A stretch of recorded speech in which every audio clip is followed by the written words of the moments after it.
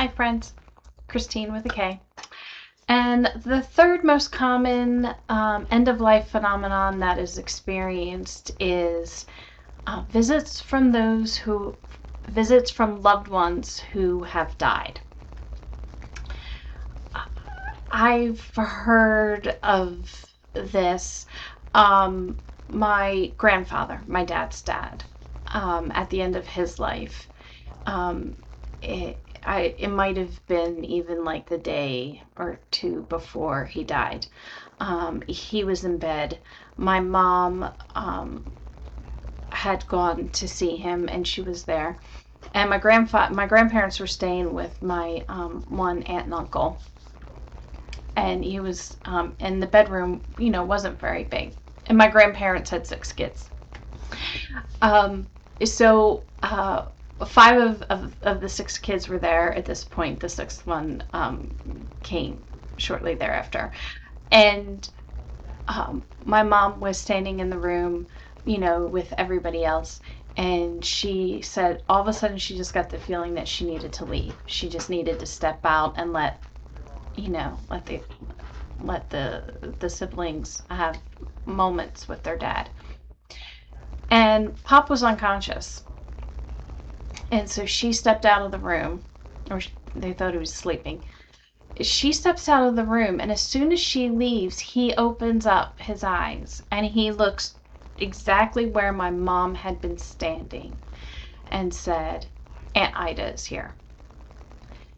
And my one aunt, who he was staying with, she said, oh, did you like Aunt Ida?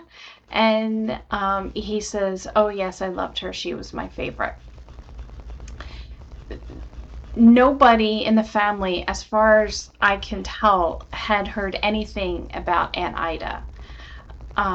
But it's wonderful that someone that he loved so much was there right before he died. It just brings so much peace and comfort to know that she was there to welcome him. My grandfather did not have a happy home life. He was one of 4. His parents got divorced at one point. The 4 kids were placed into foster care. I do not know if Aunt Ida was an actual aunt, or was she like a foster mom. Somebody who he stayed with, or, someone who was instrumental in this, in a very difficult time of his life. I don't know. We're not entirely sure who she was, but he loved her, and she was there for him. And that just is... So when people report that they see a loved one, it always is something positive. It gives them a great sense of peace. It brings comfort to the patient, as well as to the loved ones, to the caregivers. I heard of this other great story.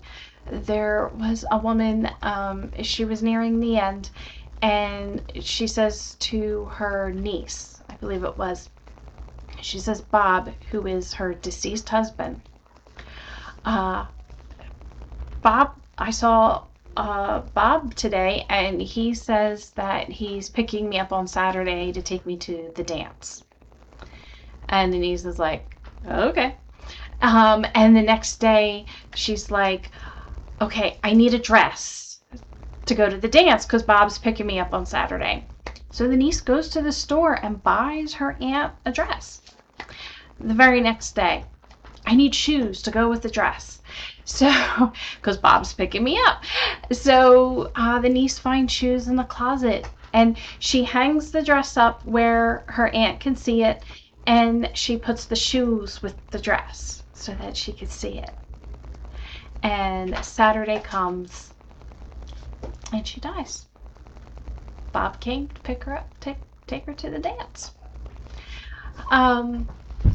I've heard so many stories about that. There's a wonderful book called The In-Between, and it's written by a hospice nurse. Her first name is Hadley. She has does videos on TikTok, and I found her on YouTube. And this book, The In Between, is about a dozen stories of patients that she took care of over the years and their end of life experiences. And just about all of them involve a visitation from a loved one. It's fascinating. If this sort of thing interests you, fascinates you, that is, I would definitely get that book. And also look for Nurse Hadley on TikTok or on YouTube. I'll make a note to, I'll find her YouTube channel and share it on my Facebook page. But yeah, it's just,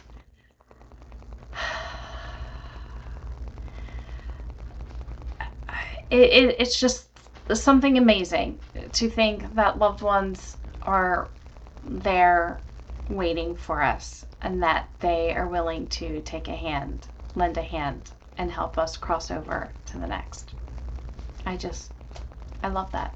I love that so much. So that's it, my friends. The 3 most common end of life phenomena.